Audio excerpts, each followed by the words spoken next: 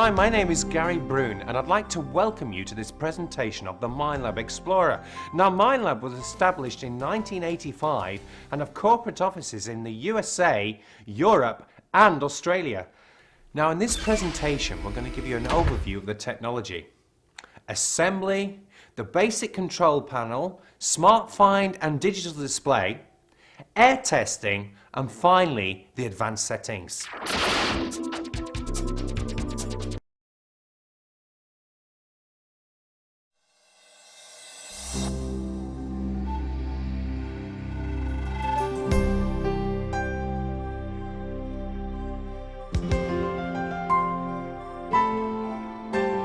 Hi, my name is Gary Brune and I'd like to welcome you to this presentation of the Minelab Explorer. Now, Minelab was established in 1985 and have corporate offices in the USA, Europe and Australia. Now, in this presentation we're going to give you an overview of the technology. Assembly, the basic control panel, smart find and digital display, air testing and finally the advanced settings.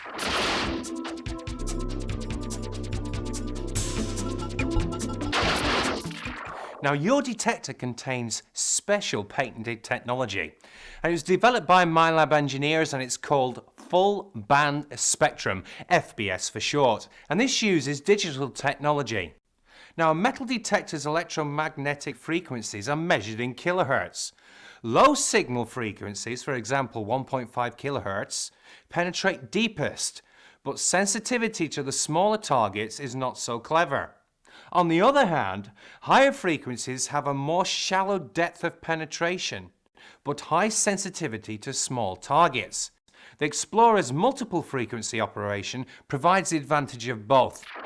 Now, I'd like to give you an example of this. A foghorn on a ship uses a very low tone which allows the signal, or what you hear, to go through the fog at greater distances. If it used a higher frequency, you would hear it, but not so far away.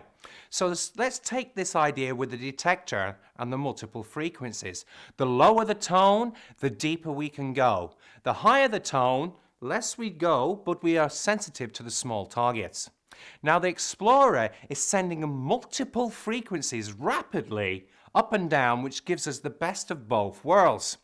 And the processor, the microprocessor, is analyzing all these digital frequencies and working out what is best, giving you better identification of the targets and deeper finds.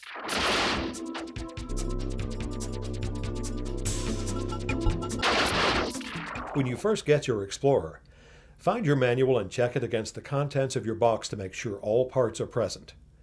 If anything's missing, contact your dealer at once. The first step is to assemble the search coil and lower shaft. Slide the lower shaft yoke into the yoke bracket on the coil. Take the plastic yoke bolt and insert it. Take the plastic yoke nut and tighten, being very careful not to over-tighten.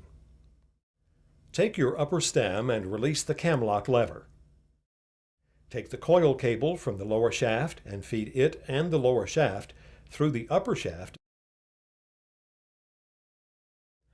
Take the handle assembly, which consists of the control box, handle, and armrest, and unlock the cam lever behind the control box.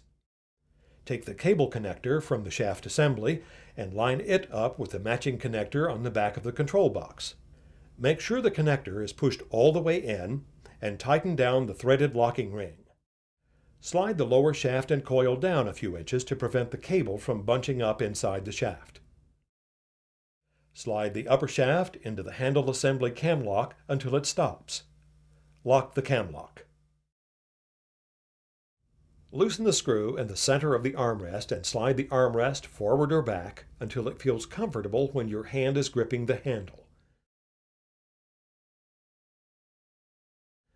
Gently remove your arm and tighten the armrest screw. Snap the strap into the opening on both sides of the armrest and slide your arm through. Adjust the fit by loosening or tightening the strap. Adjust the lower shaft based on your personal preference and lock the lower cam lock.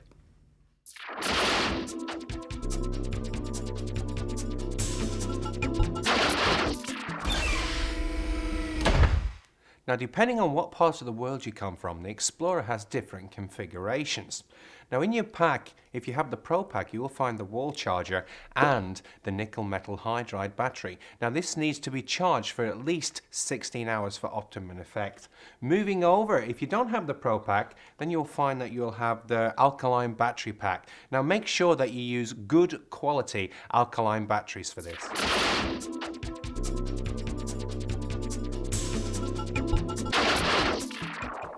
Now, the shift buttons on the left-hand side control the sensitivity of the machine.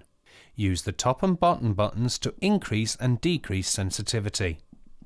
Use the middle button to switch the machine between auto and manual sensitivity. The red button is the power button.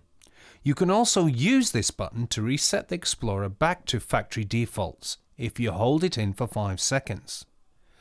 You may want to reset your machine if you have made a lot of changes but don't remember what you have done. Resetting will allow you to start all over again.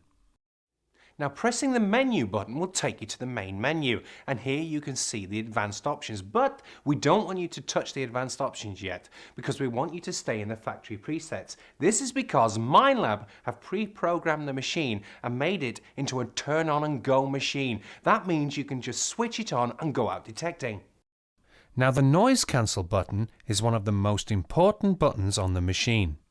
Before you start detecting, press the noise cancel button and you will hear these tones. You'll hear these tones sound for approximately 25 seconds. During the noise cancel process, do not move your Explorer coil. Make sure there's no metal underneath or around the coil and let the Explorer analyze the surroundings. This will allow the machine to find the channel with the least amount of electrical interference. Detecting without noise cancelling first could cause you to miss the deep, faint signals or signals that could be masked out by electrical interference. Now, the iron mask button switches between discrimination mode and iron mask mode. Pressing the button takes you to the iron mask menu, and here you can adjust the level of ferrous rejection. That means the amount of iron that the machine will accept or reject. If you want to detect ferrous targets, which means targets that contain iron, as some war relics do, you will need to hunt in the iron mask mode. When you switch to iron mask mode, you will see the iron mask on-off indicator just above the iron mask button. Change from off to on. Now, the Explorer is programmed as a motion detector. This means that when you swing your coil, it picks up the objects or the targets you are looking for underneath it. Now, we want to locate exactly where those targets are, so this is where the pinpoint button comes in. Press the pinpoint button, we then turn the machine into all metal or non-motion detector, and here we can precisely locate our object or target. You will also see the bar there which tells us whether the pinpoint is on or off. Now, the detect button, when in factory presets, pressing this button will take you to the Smart Find or the digital display screen. Now, when you're in the advanced section, you will also be able to access the learn and edit areas. Now, the back button allows you to retrace your last 3 steps when in the various display screens. Now, when you first switch your machine on, you'll notice that the backlight stays on for approximately 5 seconds and will switch off. Now, the backlight button is great when you're working in the cloudy areas or dark areas, but remember, when you press the backlight button, you're using more of your battery power. Now, let's take a look at the buttons on the right hand side of our screen. Now, the top and lower buttons, they will help us alter our threshold level. Now, this is the background hum we can hear when we're detecting. If you have a high hum, you will miss those little tiny objects that you're looking for. If you have a low hum, then you'll be able to hear them and pick them out. Now, the middle shift button allows us to switch between full screen modes and back. When in full screen mode, only the discrimination pattern, iron mask and pinpoint on-off indicators are available. Pressing and holding any of the control panel buttons for more than 1 second will display a help screen that describes what the button does. and if there are any other options available. Pressing and holding a shift button that's next to an adjustment arrow on the display for more than 1 second will repeat the function for as long as the button is held down or until the adjustment range limit has been reached.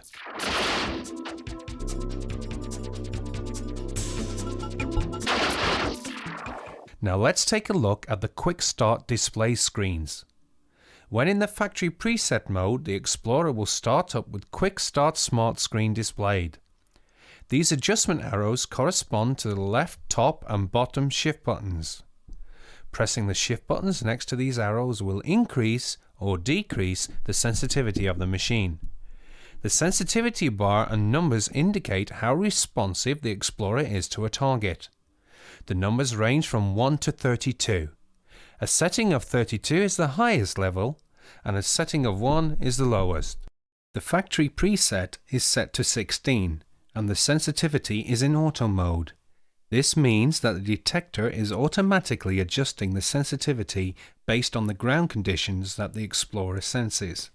When the detector is in auto mode, a rotating box will appear around the sensitivity level indicator. When in manual sensitivity mode, this box will disappear. Auto mode is suitable for most ground conditions, but if you hunt on very clean or very trashy ground, you may want to switch to manual mode and either increase or decrease the sensitivity level manually. The clear portion of the depth indicator represents the approximate distance from the coil to the target. The top of the indicator represents the position of the coil, and the bottom indicator represents 300 mm or 12 inches below the coil. This bar will be clear if the target is more than 12 inches, 300 mm below the coil, or for some reason the depth of the target cannot be accurately gauged. The shaded and unshaded areas of the screen represent SmartFind's preset discrimination settings. Now the Explorer will rate objects according to their level of conductivity, like most detectors do, but Minelab's patented SmartFind technology gives you much more information. The Explorer also registers the ferrous or iron content of an object, and all this information is displayed on a two-dimensional scale in the discrimination window of the display. Conductivity is measured on the vertical scale. Targets with more conductivity will register higher on the screen, and targets with less conductivity will register lower on the screen. Ferrous content is measured on the horizontal scale. Targets with more ferrous content will register further towards the left side of the screen, and targets with less ferrous content will register further towards the right side. The Explorer's factory preset discrimination pattern is set for coins and was created from various coins from around the world. Targets that would register in the unshaded area will be picked up by the Explorer, and the target crosshair will appear in a location that reflects both the conductivity level and the ferrous content. Targets that would register in the shaded area of the display will be ignored by the Explorer. These ignored targets will cause the threshold hum to disappear when the coil passes over them. These two indicators correspond to the control panel's iron mask and pinpoint buttons and indicate whether these two functions are on or off. The threshold setting controls the audible level of the threshold hum. When the shift buttons next to these adjustment arrows are pressed, the threshold hum volume increases or decreases. Between the threshold adjustment arrows is the full screen icon. Pressing the shift button next to this icon converts the display to full screen. Also, when adjusting the threshold hum, this icon will temporarily change to a number that reflects the volume level of the threshold. The battery indicator shows the charge remaining in the installed batteries. And finally, let's take a look at the target crosshair. When the Explorer detects a target, this crosshair will appear in a position that reflects the target's level of conductivity and ferrous content. In addition to the QUICKSTART Smart display, the Explorer will also display information in digital or numeric format. Pressing the Detect button will switch the Explorer from QUICKSTART Smart to QUICKSTART Digital mode. Most of the display elements are the same as in QUICKSTART Smart. except that the targets the Explorer detects are represented by two sets of numbers instead of a target crosshair. The numbers on the left represent the level of ferrous content of the object, and the numbers on the right represent the conductivity of the object. Now let's go through the main menu options you have available while in the Quick Start mode. The display option allows you to adjust the level of contrast of the display. Press the shift buttons next to the adjustment arrows to increase or decrease the display contrast. The other options here are the manual ways of changing the detecting mode between Quick Start Smart and Quick Start Digital. Now let's look at the audio options that are available. The volume option in the audio menu has two adjustments, max limit and gain. The max limit control is the Explorer overall volume control, much like the volume control on your home stereo system. You should set the max limit to a level that you're comfortable with. The factory preset is set to 10, which is the highest setting. The gain control affects the way the detector amplifies target signals. The factory preset is set to 5, and if you increase the gain to a setting of 10, all signals except the very weakest ones will be strongly amplified. This would give you less of an indication of the size or the strength of the target signal because most targets are being amplified, but even weaker signals will be easy to hear. You may wish to increase the gain control above the factory default if you anticipate finding very small or very deep targets. The tone option has three adjustments: threshold tone, variability and limits. The threshold tone adjustment controls the pitch of the threshold, whereas the threshold control in the main detecting screen controls the volume of the threshold. Here you can set the pitch of the threshold tone to your personal preference. The variability control determines how much the target response will change based on the target's characteristics. A setting of 1 represents minimum variation of pitch, and a setting of 10 represents maximum variation. Variations in pitch between different types of targets can assist in identifying individual targets that are close to or touching one another. The limit control sets the upper limits of all tones admitted by the Explorer. Minelab recommends setting this to the highest level that you're comfortable with. You can test and set this limit function by using a large silver coin or other object which has a high conductivity rating and a low ferrous content. The sound option allows you to change the tones that the Explorer emits when it passes over different types of targets. The constant setting eliminates all variations of pitch from the targets that are picked up by the Explorer. With this setting, the Explorer returns the same tone no matter what the target characteristics are. The conductivity setting causes the Explorer to return a high or low pitched tone based on the target's level of conductivity. Targets with a higher level of conductivity will return a high pitched tone, and targets with a low level of conductivity will return a low tone. The conductivity setting is very useful if you want to detect a certain type of target and you know whether it has a high or low level of conductivity. You can ignore the targets that do not return a tone that is similar to the target that you want to hunt. This allows you to spend more time hunting just the targets that you would like to find. The ferrous setting causes the Explorer to return a high or low pitched tone depending on the target's level of ferrous content. A target with a low level of iron will return a high pitched tone, and a target with a high level of iron will return a low tone. The select option takes you to the select target list. Use the shift buttons next to these adjustment arrows to navigate through the list of preset targets. The first option is clear. Pressing the shift button next to this option will completely clear the discrimination screen. Pressing the right hand shift button once next to a particular target will accept that target in the discrimination pattern. Pressing the shift button twice to reject the target. You will see the discrimination pattern changes as you accept and reject targets.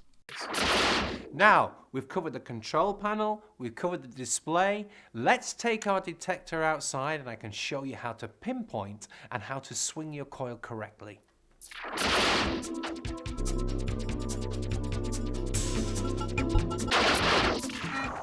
To pinpoint an object, push the pinpoint button. You'll notice that the threshold hum will disappear. Swing the coil over the area in which you think the target is. When you swing the coil and it picks up the target, paint an imaginary line on the ground that's in line with the middle of the coil.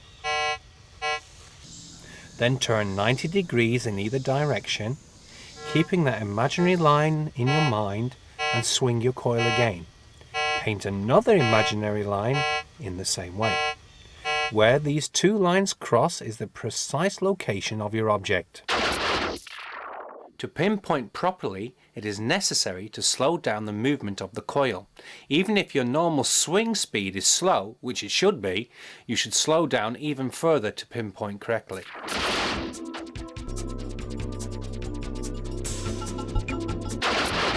Now let's take a look at coil technique. This is one of the most important parts for you to learn, for you to find those targets. Now what is very important is that we keep the detector very close to the ground. So when we move it, or we call it swing it, when we swing it, there's not much difference at all between the coil and the ground. Because then the coil has its maximum depth penetration. There's no distance between it. Now I've chose sand here to show you how I overlap my coil. So we go over across and we don't miss any parts. We just keep overlapping our area there. So plenty of practice on this coil technique. Notice I'm not doing it fast, I'm doing it slow. I've already pre-checked there's no metal in the ground here as well. So that's why you're not hearing any beeps. You see that? That is a secret to good detecting. To maximize the Explorer's performance, it is highly recommended that you use a quality set of headphones.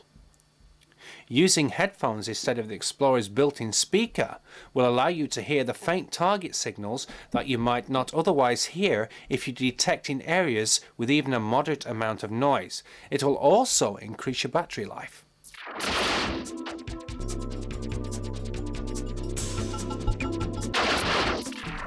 Now in this part of the presentation on air testing, I've pre-prepared something which is a good idea for you to make at home. I've got some clear packing tape, and on this packing tape I've put a Roman coin, a few examples of English coin, a Euro coin, a £2 coin and a pull tab. So we can lay this out, and this is a great way of getting to learn the sounds of your Explorer and what it's telling you. Notice I've spread these articles down on the ground at equal distance. They're about just over a coil width. Now what we're going to do is we're going to pass our coil over each one of these objects and listen to the different tones that they are telling us. Now this is really a key point that you must notice in this presentation. You must learn the different sounds that your detector is telling you. And another thing you could do is go to a local jeweler or a fellow detectorist and borrow some targets of the country which you are in, jewelry, coins of different denominations, so you get used to the sounds that the machine is telling you. Now let's pass the coil over the targets. A pull tab, a £2 coin,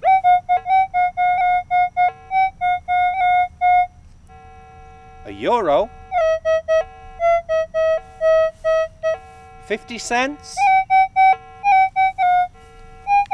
English 2p piece, and finally a Roman coin.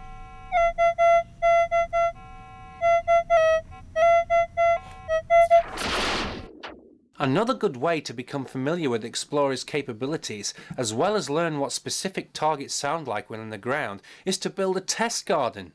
Decide what targets you want to use, coins, relics, or a mixture of both, and mark out a large area enough to hold them all with plenty of space between them. You should space the targets at least 18 inches apart to avoid picking up more than one target as you swing your coil. Bury the targets at various depths and mark the locations with golf tees or any other non-metallic marker. Draw a map of the garden showing the type of target and depth at each marker. Also, note the date when you plant your garden. You will find that some targets will read differently when freshly buried than they will when in the ground for a long period of time.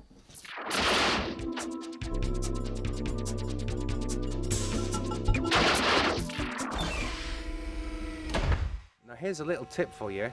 There's a silver dollar. I'll place it on the ground there. I'm going to run the coil over it. There you can hear the silver dollar. Now what I'm going to do, I'm going to put a nail next to the silver dollar. There you can see it there on the camera. And I'm going to run my coil over. You see how the nail doesn't cancel out the dollar? I'm going to take the nail, I'm going to place it on top of the silver dollar. There's different sound there, but it's still picking up the silver dollar.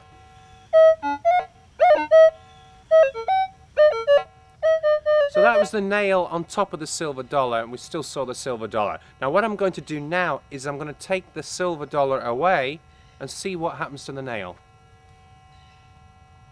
And the silver dollar's gone.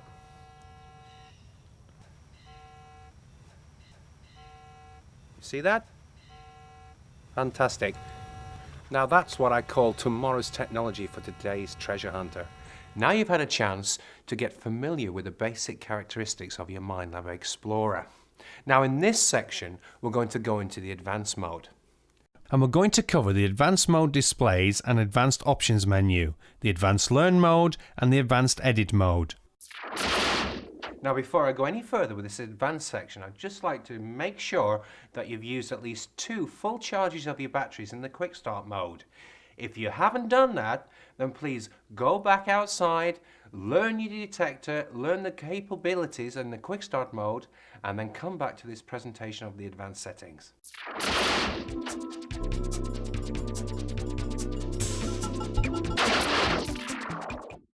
The advanced smart and digital displays are the same as in quick start mode, so let's look at the advanced learn and edit displays and what the individual screen elements tell you.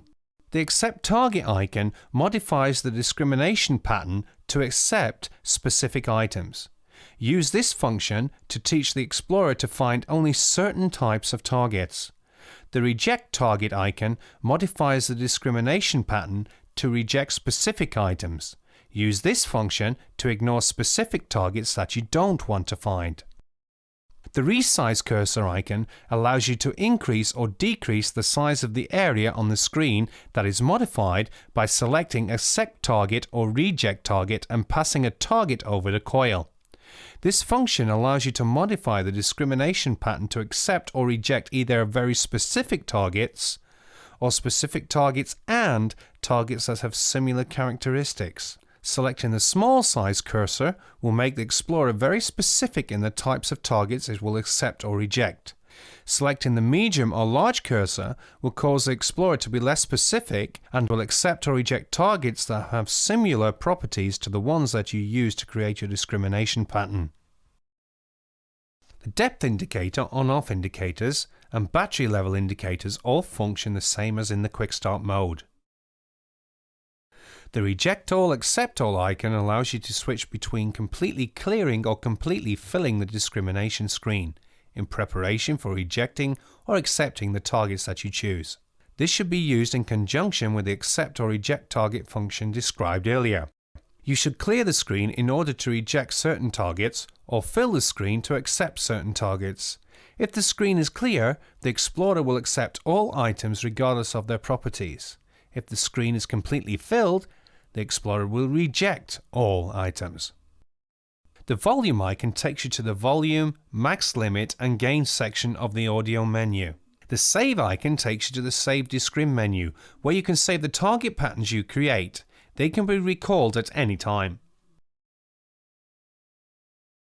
The target frame size allows you to select the size of the framed area you wish to accept or reject in the discrimination window. You have a choice of small, medium and large frame sizes. This is similar to the resize cursor function in the advanced learn mode, except that the frame can be manually moved around within the discrimination window.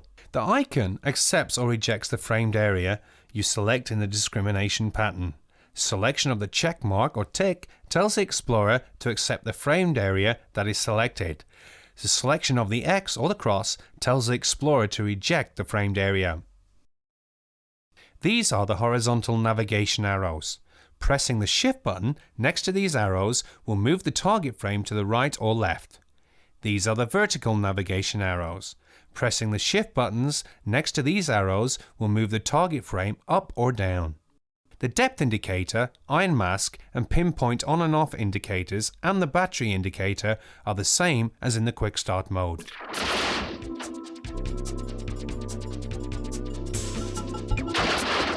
Selecting options in the main menu allows you to switch between the quick and advanced modes. The factory default setting is quick. Selecting the advanced displays the more advanced options available to you. And before we cover those, let's look at the options that are now available directly from the main menu. After you select the advanced option, press the back button on the control panel. This takes you back to the main menu where you will see two more options have appeared, Save and Settings. The Save option takes you to the Save Discrim screen where you can save up to 6 different target patterns.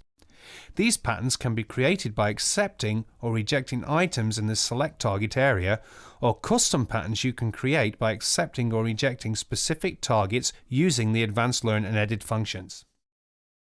Selecting the Settings option will allow you to save or load 2 different versions of the detector's configuration. This is very useful if someone borrows your detector and makes changes to the Explorer's configuration, or you experiment with various settings discussed here. Saving your preferred settings in user A or B allows you to quickly return to your favorite settings without having to adjust each setting individually. Returning to the options in the advanced main menu, let's look at the noise option. This is the manual way of selecting the noise channel. This is also accomplished automatically by pressing the noise cancel button on the control panel.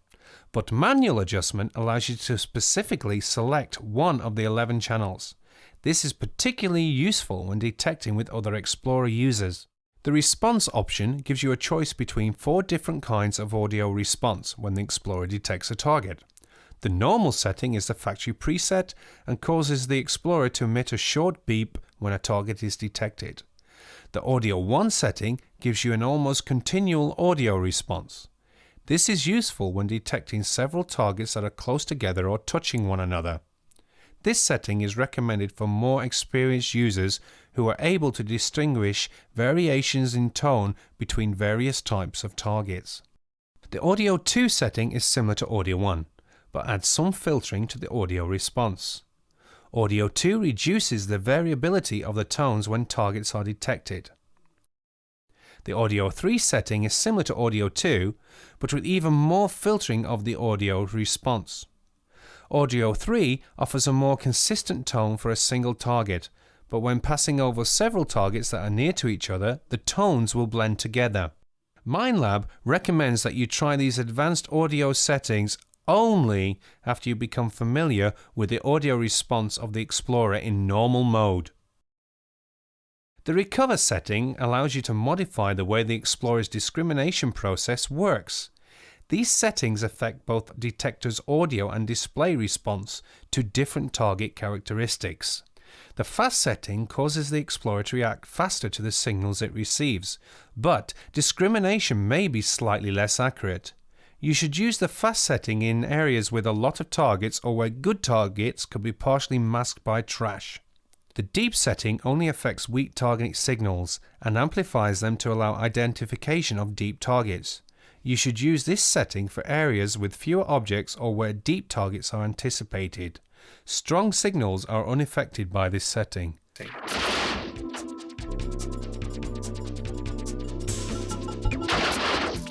We're now going to show you how to get the Minelab Explorer to recognize certain targets and how to save them for later use. Now, you may have found a particular type of target that you like and don't want to keep finding the trash and other types of junk that are in the area you are searching in. This helps you to use your valuable detecting time more efficiently. Now, the Minelab engineers have spent a lot of time and built into the Explorer the ability for you to accept or reject precisely the targets that you require. Now, the new target patterns are treated the same way as the select target function in the quick start mode, which we covered previously, and can be stored and retrieved for use later. First, noise cancel your machine and make sure you're away from any form of electrical interference. power lines, satellite dishes and fluorescent lighting. For the Explorer needs to recognize the properties of your object without any electrical interference or anything that will hinder it reading the object you're passing in front of the coil. Now I've switched the detector on, but I'm going to take off my watch and my wedding ring here because I don't want the Explorer picking these items up. So we take them off here like so, place them down out the way in the machine. Now also I'm going to flatten the head of the coil down there so it keeps the coil stable. Now let's see, here are a selection of targets. Here I have of 50 cents, a €2 and a £2 coin, which I'm going to learn, and we're going to accept those. Now first of all, let's see what we do. Put the backlight on so the cameraman can see more on the screen there. Now I press here menu, and then I choose options because I'm still in factory presets. Choose advanced. Now I'm in the advanced mode. Then I press detect, which then takes me back to the advanced smart. Press detect again, come through to the digital screen, press detect once more. Now I'm in the advanced learn. Now I want to blank out my screen, so I choose that button there. Notice my screen has gone all black. I'm now going to change my cursor size down to the medium. There's a small, to the medium. Then I'm going to press my icon here to accept all. There you can see it flashing. And I'm going to take the £2 coin and I'm going to pass it across the coil at the same sweep speed I use. So there we go. Now you can see one, it has recognized it. There we go. Now it's picked it up. Do it one more time. Back again. And we'll also put the coin on edge as well. Now you can see that it's learned that particular item. Moving on, I'll have another coin here. We'll take a €2 for those who are from Europe, and we'll use that one, and we'll do the same again. We'll pass that across the coil, same sweep speed. One more time. There, it recognizes it. One more time again. And we'll also do it on edge as well. There we go, on edge as well. You see the screen there? Fine. So there we've accepted the coin now. We've got one more coin. We'll do a USA 50 cents piece, which will also pass across the coil. Remember, very important, the same sweep speed as you use outside. There we go, it's looking for it. There you can see it's found it. Top right hand corner. One more time. Then we'll also pass it across on edge. There we go. Now the coins are accepted. I press the tick again. I've accepted that screen pattern. Can you see the little box flashing down here? I'm going to save that pattern there. And I'm going to save it into S1. Now I can recall that pattern anytime I want. Now I go back to my detecting mode, press detect, advanced edit out, keep going through. They are advanced smart. And now we've created our learn pattern. Let's just check it. Here's a pull tab. We'll run it across the top there. Great, no sound. You notice the hum disappeared, the threshold back hum. There's an English 5p piece. We'll run that over. And also an American dime. So there you can see now the advantages of learning targets that you would like to find. In addition to the 10.5-inch coil, which is suitable for all detecting situations, Minelab also offers an 8-inch coil for the Explorer. The 8-inch is ideal for detecting in areas that are littered with targets or rubbish.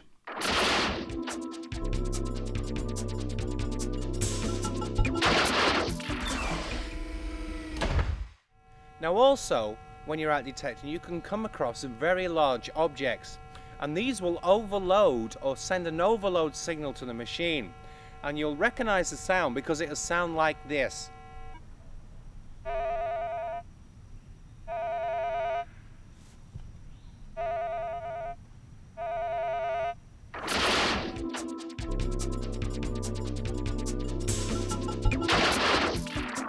Now in this section I'm going to show you how to adjust the preset foil pattern that is built into the select area, and show you how to just reject this piece of silver paper which just comes outside of the reject pattern that is pre-programmed in the Explorer.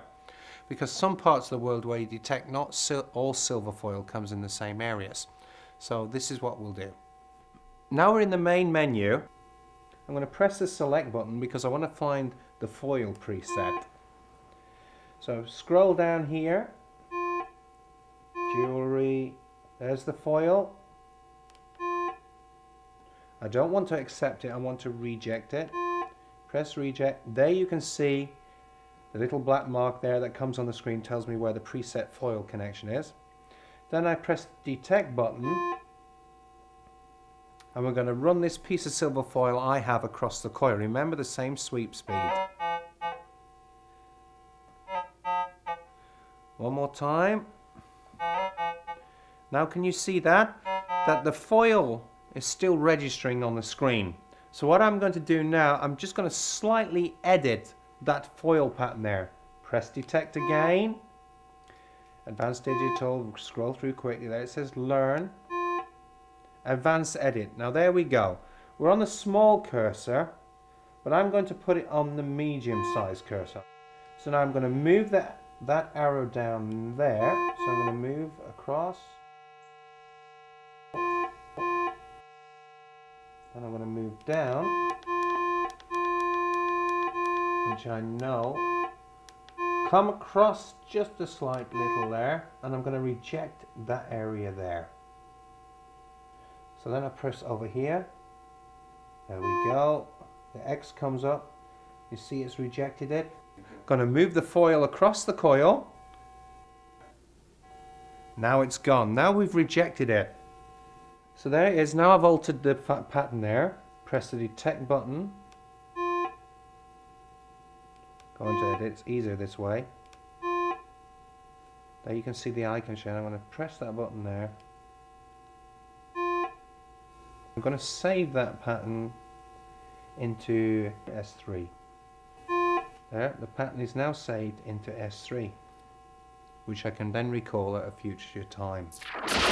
When air testing targets or when locating very shallow targets in the ground, the Explorer can emit 3 beeps instead of 1.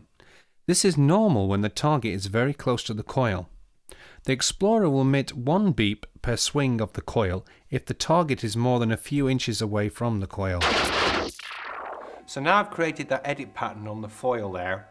So let's just try and we'll run this piece of silver foil. There we go. One more time. Remember the same sweep speed as you sweep with your detector. Gone.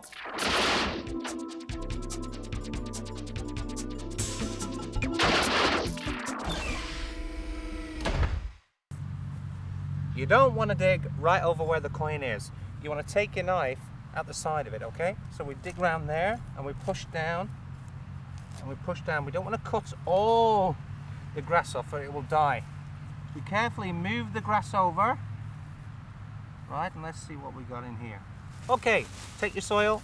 Remember it's on the bag now. It's not around here ever. Take the soil, take your bag, pour it back in. Get it all in there. Take your sod, move it over, push it in. Can't tell I've been there. Now Minelab hopes you've enjoyed this presentation.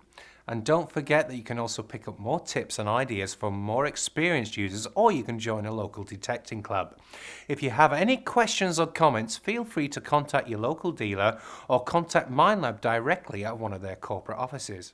For additional information, you can also log on to some of the forums that are on the net. Now this concludes the presentation of the Minelab Explorer Mark II. Remember, Minelab technology working for you.